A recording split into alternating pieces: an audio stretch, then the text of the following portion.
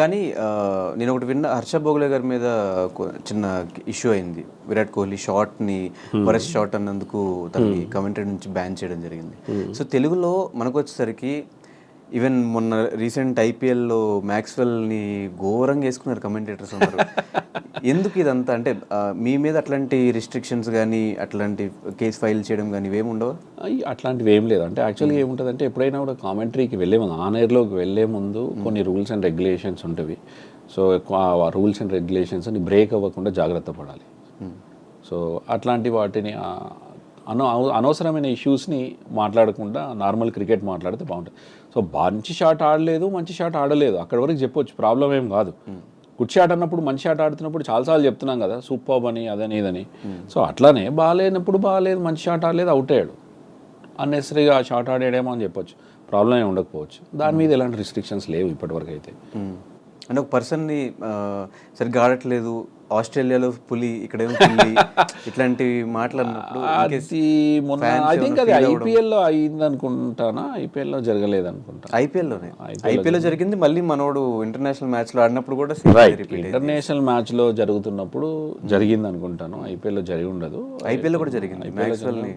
ఐపీఎల్లో అంటే మేము చూస్తున్నప్పుడు లైక్ జియో సినిమాలో మేము వర్క్ చేస్తున్నప్పుడు చాలా క్లారిటీగా మాకుండే. ఎక్కడో మేము పర్సన్ మీద ఎవరి మీద కూడా నెగిటివ్ కైండ్ ఆఫ్ ప్రమోషన్ అనేది ఎక్కడ చేసినట్టుగా నాకు గుర్తులేదు, చేయలేదు ఎవరు. సో బాగాలేనప్పుడు మంచి ఆట ఆడినప్పుడు మంచి ఆట ఆడలేదు, అక్కడ వరకు అయితే చెప్పాము. సో అది నాకు అంత ఐడియా లేదు. అంటే పర్టికులర్గా నేషన్కి ఆడుతున్నప్పుడు ఒకలాగా ఆడారు, ఐపీఎల్ ఆడుతున్నప్పుడు ఒకలాగా ఆడినారు అన్న అదైతే జియో సినిమాలో అయితే ఐ థింక్ నేను వినలా. అండ్ ఆఫ్టర్ 17 years కదా మనం వరల్డ్ కప్ తీసుకుని, T20 వరల్డ్ 17 years తర్వాత మళ్ళీ T20 వరల్డ్ కప్ వచ్చింది. ఏదైనా మిస్ అయ్యారా? అరే ఈ మ్యాచ్లకి నేను కమెంటరీ చెప్పలేకపోయాను అంటే ఉంటే బాగుండేది అని. ఆబ్వియస్గా ఉంటుంది. అంటే వరల్డ్ కప్ లాంటి పెద్ద టోర్నమెంట్స్కి కామెంటరీ చెప్పడం అనేది డెఫినెట్గా గొప్పగా ఫీల్ అవుతాం. అంతకుముందు ఇప్పుడు నేను వైకమ్ 18 జియో సినిమాలోకి వచ్చాను రీసెంట్గా, మొన్న 2023 ఐపీఎల్ నుండి. అంతకంటే ముందు నేను స్టార్ తోటే వర్క్ చేశాను 2022 వరకు. ఆల్మోస్ట్ నేను 2016 నుంచి started journey with kabaddi. Pro కబడ్డీతో స్టార్ట్ అయితే మొన్న 2022 వరకు నేను స్టార్ తోటే వర్క్ చేశాను. చాలా టోర్నమెంట్స్ చెప్పాను, చాలా 50 ఓవర్ వరల్డ్ కప్ చెప్పా, 20 ఓవర్ వరల్డ్ కప్ చెప్పా. అవకాశం వచ్చినప్పుడు చెప్పాము. కొన్నిసార్లు కొన్ని కంపెనీస్ దగ్గర ఆపర్చునిటీస్ ఉంటాయి, కొన్ని కంపెనీస్ దగ్గర ఆపర్చునిటీస్ ఉండవు. చెప్తే బాగుండు అని అనిపించింది, బట్ అందులో లేము కాబట్టి వేరే వాళ్ళు చెప్పినా కూడా మ్యాచ్ చూసుకుంటూ కూడా ఎంజాయ్ చేశాను ఇండియా మ్యాచెస్. ఏమనిపించింది overall team India performance? Super undoubtedly brilliant. ఎందుకంటే ఆల్మోస్ట్ ఇన్ని ఇయర్స్ తర్వాత T20 వరల్డ్ కప్ గెలిచాము, దానికి తగ్గట్టుగా రోహిత్ బ్యూటిఫుల్ క్యాప్టెన్సీ, కోహ్లీ ఆడట్లేదు అని ఎన్నో విమర్శలు ఉండే. అనుకున్నట్టుగానే ఫైనల్లో అందరు ఎక్స్పెక్టేషన్స్ రీచ్ అయ్యాడు. Big star, super brilliant performance India నుంచి. కప్ గెలిచిన తర్వాత సూపర్. ఎక్స్పెక్ట్ చేశారా లాస్ట్ 30 balls 30 ఉన్నప్పుడు గెలుస్తారు? ఎస్, నాకైతే హోప్స్ ఉండే, ఒక్క హోప్ ఉండే. ఎక్కడ ఒక single 1 over just 2-3 balls match ఎప్పుడు కూడా T20లో మ్యాచ్ చేంజ్ అవ్వడానికి ఒక 2-3 balls సరిపోతుంది. సేమ్ లైక్ కైండ్ ఆఫ్ క్లాజెన్ వచ్చి అక్షర్ పటేల్ పైన అటాక్ చేసినప్పుడు కూడా ఆ ఒక్క ఓవర్లో మన మ్యాచ్ అంతకంటే ముందు వరకు మ్యాచ్ బాగా ఉండేది, మనమే గెలుస్తామన్న కాన్ఫిడెన్స్. జస్ట్ ఆ ఒక్క ఓవర్ తోటి ఏమైంది, మ్యాచ్ మొత్తం చేంజ్ అయిపోయింది. అప్పుడు మనం ఓడిపోతామేమో అన్న అది చాలా మందిలో వచ్చేసింది. బట్ నమ్మకాన్ని వదిలేయలేదు ప్లేయర్స్ అండ్ కెప్టెన్, ముఖ్యంగా గ్రౌండ్లో ఉన్నటువంటి వాళ్ళు ఆ ప్రెషర్ని డీల్ చేసి ఆ టైంలో మళ్ళీ కంబ్యాక్ చేసి మ్యాచ్ గెలవడం అనేది సూపర్.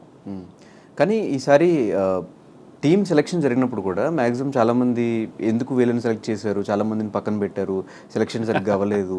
అండ్ ఆఫ్టర్ సెలెక్షన్స్ తర్వాత వరల్డ్ కప్ స్టార్ట్ అయినప్పుడు కూడా శివం దుబే ఆడట్లేదు, జడేజా ఫామ్లో లేడు, విరాట్ కోహ్లీ ఫామ్లో లేడు, ఇవంతా విమర్శలు వస్తూనే ఉన్నాయి. సో ఈ సెలెక్షన్ మీద what is your note? Good selection undoubtedly.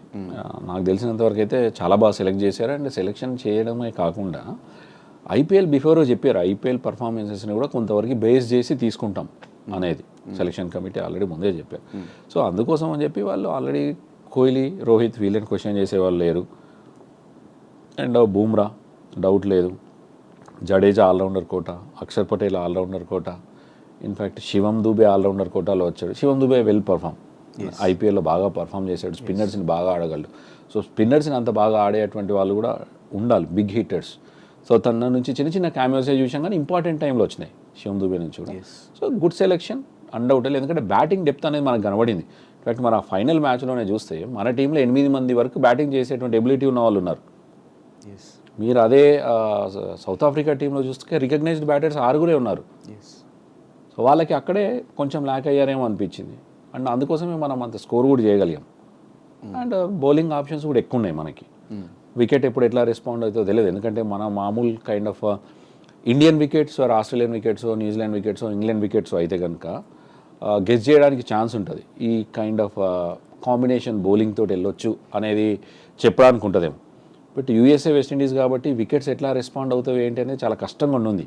అందుకోసమే ఎక్కువ ఆప్షన్స్ తోటి వెళ్ళాడు కెప్టెన్ రోహిత్, సక్సెస్ అయినాడు. ఎస్.